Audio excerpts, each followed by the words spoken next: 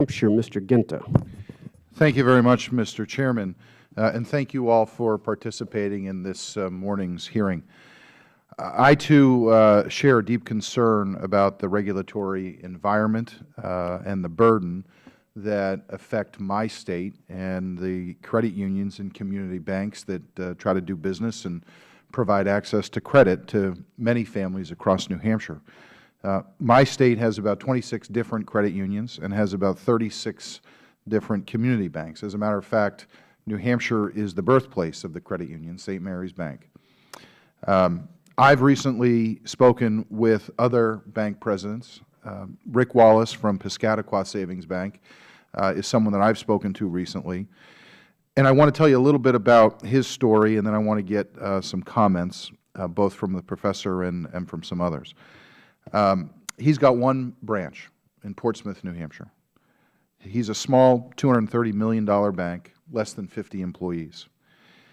The regulatory compliance requirements that have come out of Dodd-Frank have forced him to focus on meeting compliance rather than being focused on consumer access to credit, according to the bank president.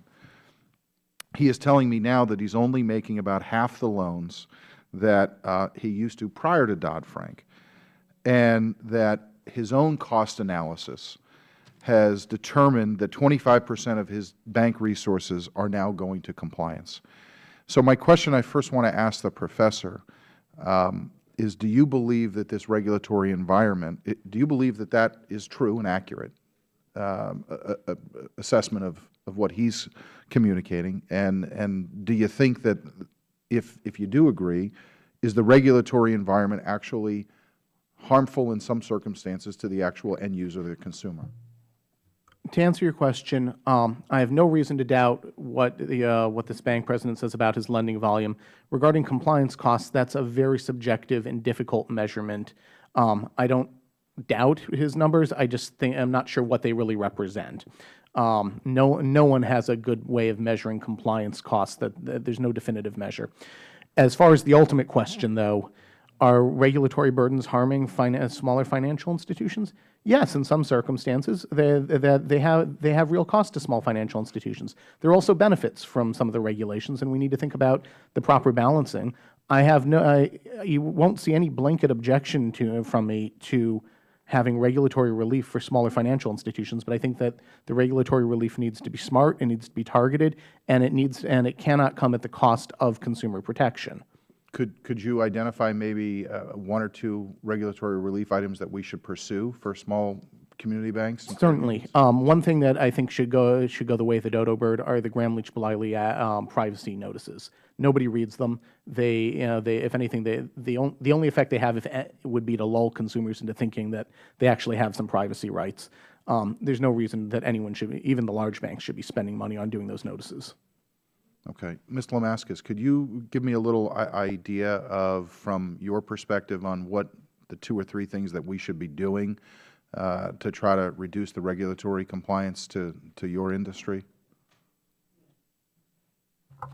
Yes.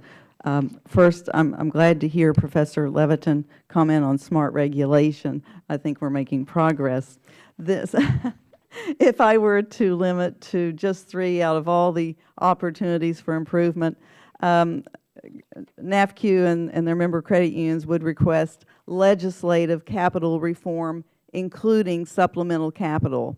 We would ask for field of membership relief, and that we pursue smarter regulation by requiring realistic, robust cost and benefit analyses that we could provide better feedback and get smarter regulations. And do you believe the lending volume decline, whether it's in community banks or credit unions, is somehow directly impacted by Dodd-Frank, the regulatory requirements in Dodd-Frank?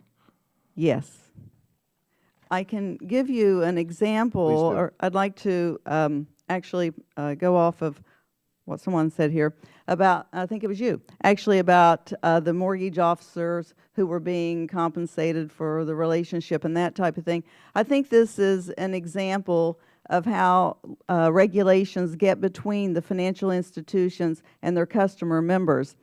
A mortgage officer in a community bank or in a credit union is one of the most best positioned persons to know that person's financial position, and also to be able to see other ways that they can help them make better financial choices and actually save them money or enhance their return.